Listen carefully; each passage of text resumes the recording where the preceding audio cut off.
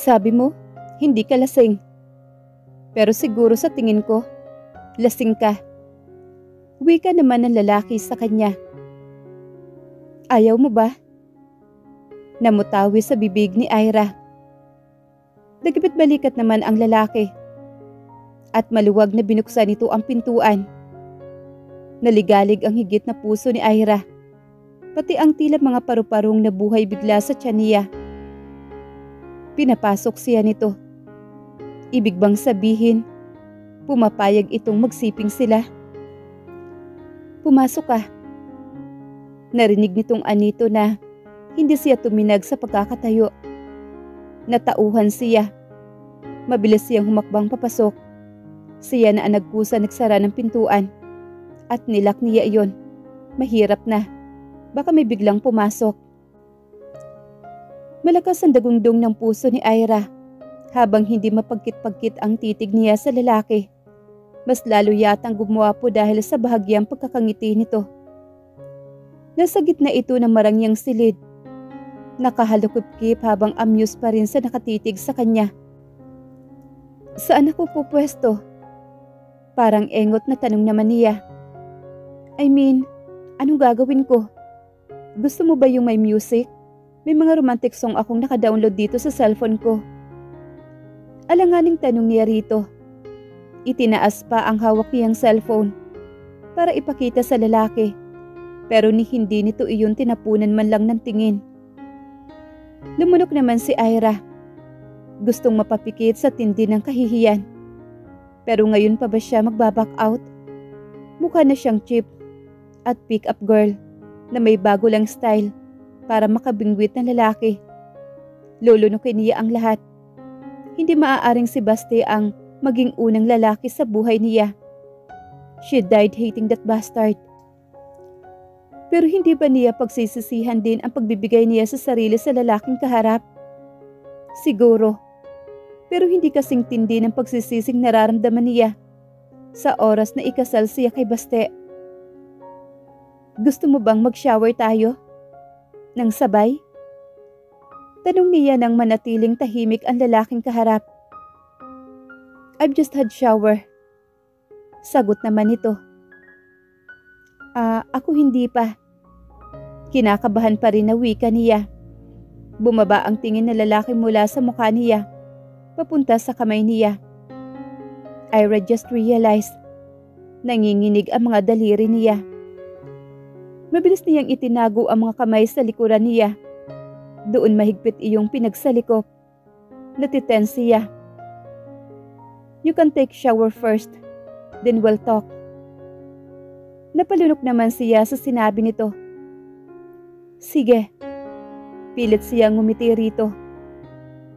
Sure ka? Ayaw mo talagang sumabay? Sige. Napilitan siyang humakbang papasok sa bathroom nang hindi sumagot ang lalaki sa kanya. Bahagya lang umangat ang sulok ng bibig nito. Nakita niyang lumakad ito patungo sa minibar na nasa loob din ng kwarto nito. Diyos ko, tama ba ang ginagawa niya? Piping tanong niya na makapasok siya sa bathroom na kasing laki yata ng kwarto niya. Hinabad niya ang suot niyang damit. Binuksan ang shower at saka itinapat doon ang sarili. Bumuntong hininga siya. Natatawa siya na naaawa siya sa sarili. Nahihiya din siya sa ginagawa niya. Hindi niya ipagsasabi kahit sa matalik niyang kaibigan na si Cecil ang kahibangan niyang ito. Isusumpa siya ng kaibigan tiyak. Hindi naman mukhang manyakis ang lalaki. Sasabihin niya ba dito na virgin pa siya? Siyempre, paano niya ito pakikiusapan na maging maingat kung hindi siya aamin na first time niya? Matapos ang ilang minutong pagbababad sa ilalim ng dutya, tinuyo ni Ira ang sarili. Itinabis niya ang tuwalya sa katawan at saka kakaba-kaba pa ring lumabas ng banyo. Nagtaka siya nang hindi niya makita sa loob ang lalaki.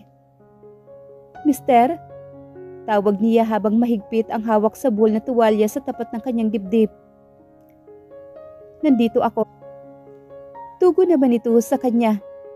Humakbang siya palapit sa pinanggagalingan ng tinig nito. Pinihit niya ang saradora ng kanugnog na pintuan and found out it way the way to the splendid huge veranda. May table at lodge sa gitna ng breathtaking na view mula roon. Kitang-kita ang buong city. Nakasandal sa railings ang lalaki. Hawak nito ang isang baso ng alak sa kamay habang nakatitig sa kanya. Nakita niya ang pagkislap ng kung anong emosyon sa mga mata nito. Desire maybe, or something else na hindi niya alam ang tawa. Hindi gaanong maliwanag sa veranda. Malamlam ang ilaw na tumatanglaw sa kanila. Napakaromantiko ng paligid. Parang planado ang lahat. Umiinom ang lalaki. Katatapos lang nilang maligo pareho. Tanging tuwalya lang ng saplot niya sa katawan. Naghihintay ang lalaki at sa malambot na kama sa loob ng kwarto. Tila perpekto ang lahat. Except lang sa lalaking napili niya na tila walang balak na gumawa ng eksena. Nanatili lamang itong nakatitig sa kanya at naiilang naman si Ira. Lumunok ulit siya. Iyon na lang yata ang ginawa niya simula nang pumasok sa kwarto ng lalaki. Malamig dito. Baka magkasakit ka. Wika niya na narinig naman ni Ira. Naguluhan naman siya bigla. Gusto mong magbihis ako? Ngumiti naman ang lalaki. Nakita niya ang pag-flash ng mapuputi nitong ngipin sa kadiliman ng gabi. Kung ano man yung suot mo ngayon at kung ano yan nakikita ng mga mata ko. But yes, gusto kong magbihis ka. Nakagat naman ni Ira ang pag-ibabang labi niya. Okay lang ako. Sagot naman niya rito. Bakit pa siya magbibihis? Ihuhubari naman nito iyon mamaya. Lumipas ang ilang saglit. Naiinip si Ira. Hinihintay niya bang gumawa ng first move ang lalaki? Anong petsa na? Patatagalin pa ba nila? Titigasan na niya ang mukha para matapos na agad ang misyon niya. Bahala na ulit si Batman. Pwede na ba tayong mag-umpisa? Gusto mo bang dito muna yung foreplay? Tapos doon na tayo mamaya sa kama? Malamig ang tiled floor. Baka mapulmonya tayo kung dyan tayo pupwesto. Mahinang tumawa naman ang lalaki. Amused pa rin ito.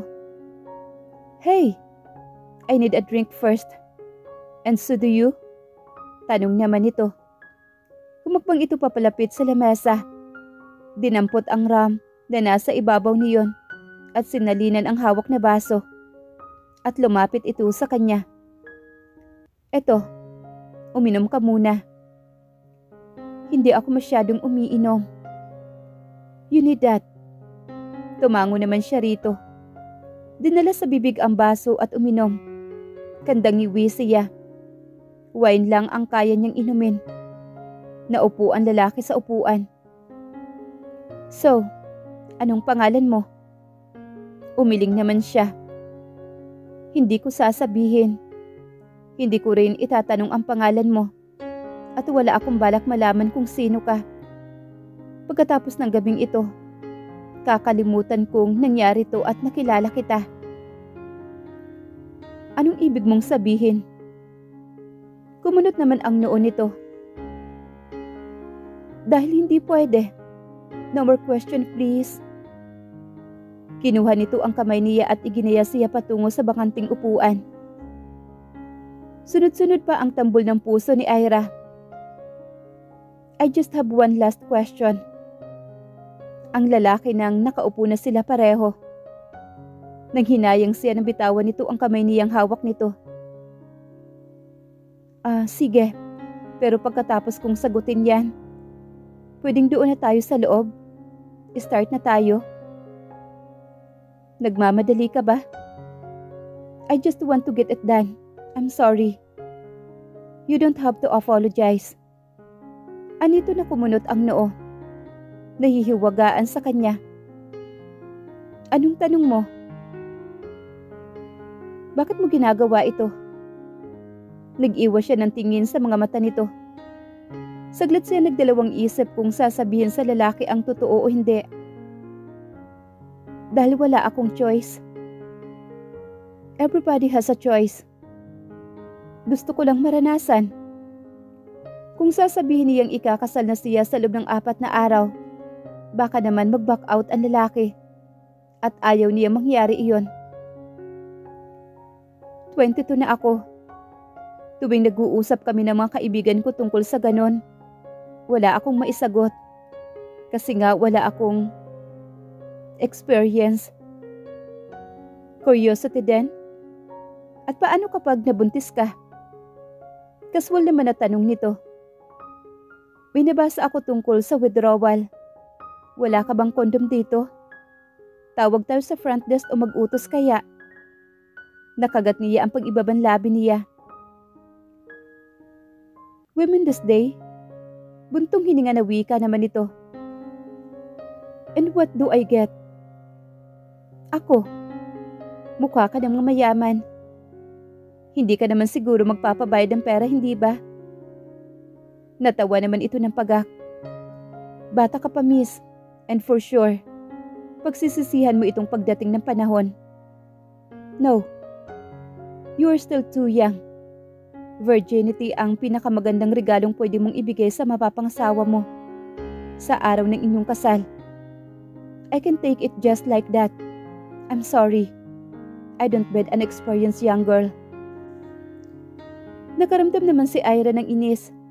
Pinaikot-ikot at inutulang siya nito. Pinaligo pa siya at pinainom ng alak. Dahil kailangan daw niya. Hiyang-hiya siya sa pinagagawa. Pagkatapos, sa rejection din pala ang uwi niya. Napabuga naman si Ira ng hangin para kalmahin ang kanyang sarili. Ang dami mong pinagawa sa akin. Sana sinabi mo kaagad para nakapaghanap ako ng iba. Nagsalubong naman ang kilay ng lalaki sa sinabi niya. What? I'm sorry about this indecent proposal of mine, mister. Thank you for your time. Inis na umahon siya sa pagkakaupo at tumalikod na rito. Pumasok siya ulit sa loob. Hinagilap ang hinubad niyang damit na isinampay niya sa sandali ng sofa kanina. Where are you going? Tanong ng lalaki na nakasunod pala sa kanya. Dahil maliwanag na sa loob ng kwarto, nakita niya ang pag-iwas nito ng tingin. Nang walang pakundangan niyang isinuot sa mismong harapan nito ang panty niya. Sinet aside muna ni Ira ang modesty. Para saan pa? Halos nakahubad na rin naman siya sa harap nito kanina sa suot niyang tuwalya. Hey! Pigil na lalaki nang humakbang siya patungo sa pintuan. Matapos magbihis. Saan ka pupunta? Ulit nito sa tanong. Hinawakan siya sa siko. Dahilan para tumalima siya ulit paharap dito. Pinigil niya ang pagsinghap na mapansin ilang dangkal na lang ang layo ng mga mukha nila. Pumiksi siya. Maghahanap ako ng ibang prospect na papayag na i-virginize ako ngayong gabi. Napatiimbagang naman ang lalaki. Matalim siyang tinitigan nito. Ano bang pinaplano mo? Kakatukin mo isa-isa ang mga kwarto sa ibaba hanggang may lalaking pumayag sa gusto mo, ganun ba? Parang gusto niyang mapaiyak. Malakas na sampal iyon sa kanya. Desperada ang tingin ng lalaking ito sa kanya. Desperadang ibigay ang sarili sa lalaking hindi niya kilala dahil na-curious siya sa experience. Iyon ang masakit. Nahuhusgahan siya dahil sa sinabi niyang dahilan dito. Wala na talaga siyang ibang choice. Gusto niya nang panindigan ang plano. But not with any other man sa ibang kwarto. She want the man in front of her to take her. Ito ang gusto niyang makauna sa kanya. Makahawak at makakita ng pribadong parte ng katawan niya. It was absorbed, she know. At baka nai-exaggerate lang siya. Pero attractive siya physically sa lalaki. Pakiramdam niya, tanging ito lang ang lalaking pwedeng humalik sa kanya nang hindi siya mandidiri o masusuka. Ang problema, hindi ito payag na ikama siya. I can't believe it. Ang nasabi naman ng lalaki. Pinitawan nito ang braso niya. Hindi makapaniwalang ganun talaga siya kaseryosong maiwala ang virginity niya. Hindi ko rin maintindihan kung bakit ayaw mo. Sagot niya na itinaas sa mukha niya. Ano bang wala ako sa hinahanap mo sa babae? Gusto mong lumunok siya. Nailang siya na ituloy ang sasabihin. Hindi ba ako maganda? Jesus! Naiiling na anas naman ng lalaki. Namaywang ito at tumingala sa kisame. Parang naghahanap roon ng tamang isasagot sa kanya. You are adorable, all right. Ang sabi nito. Ibinalik ang mga mata sa kanya. Pero ginagawa lang na mag-asawa ang gusto mong gawin natin, miss. Hindi gini-give up ang virginity dahil lang sa curiosity. Love, kung ganoon, huwag mong sabihin sa akin na virgin ka pa hanggang sa ngayon dahil dyan sa paniniwala mong mag-asawa lang ang pwedeng magkaroon ng ganito. For sure, wala ka pang asawa. Wala kang suot na singsing.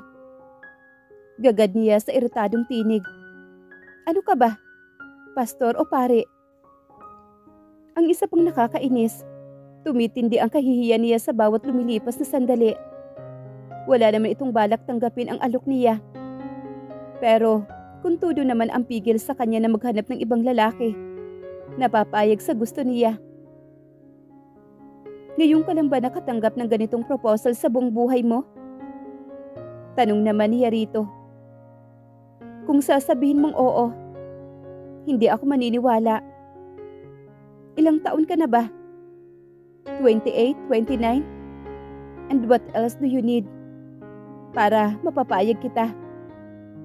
Sunod-sunod na tanong naman niya rito. Nasa tinig niya ang determinasyon this time. Habang sinasabi niya iyon, hindi niya mapigilang pag-aralan ang anyo ng kaharap. Napakagwapo nito. Bumuntong hininga naman ang lalaki. I'm sorry din, miss. All I can offer you tonight is to be someone you can talk. A friends perhaps. Nothing more. Lumunok siya pero pinatigas ang maamong mukha niya. Dahil naiisip nitong mura pa rin ang edad niya para i-involve sa premarital. Hindi niya dapat sinabing first time niya. Baka mas mabilis pa niya itong mapapayag. Kung nag-aalala ka na maghahabol ako, pagkatapos nagkakamali ka. Hindi niya babawiin ang sinabi tungkol sa pagiging virgin niya. Baka hindi siya nito lalo paniwalaan at gusto niyang maging consistent sa rason niya. Hindi sumagot ang lalaki. Mukha namang hindi iyon bagay sa ipinag-aalala nito. Pero kailangan niyang gumawa ng paraan. Bago pa siya nito ihatid sa pintuan at utusang bumalik sa silid niya. Maganda siya. Alam niya iyon. May alindog siya na kinaiinggitan ng mga babae at hinahangaan ng mga lalaki. Kung ibang lalaki lang, kanina pa nasolusyonan ang problema niya. Wala nang mahabang usapan. Pero dahil mahirap mapapayag ang lalaking ito, kailangan niya sigurong ibahin ang taktika niya. Kahit magmukha pa siyang cheap o desperada. Kumunot ang noo ng lalaki na mag-umpisa siyang kalasin ulit ang botones ng suot niyang blosa. Anong ginagawa mo? Ngumisi naman siya. Naghuhubad. Hindi ba halata? Hinayaan niya malaglag sa sahig ang blouse niya. Isinunod niyang hubarin ang maong niya at inihagis iyon sa kung saan lang. Malakas ang kabog ng dibdib niya, lalo na at nakita niya ang pag-iwas nito ng tingin at ang matalim nitong paghugot ng hininga.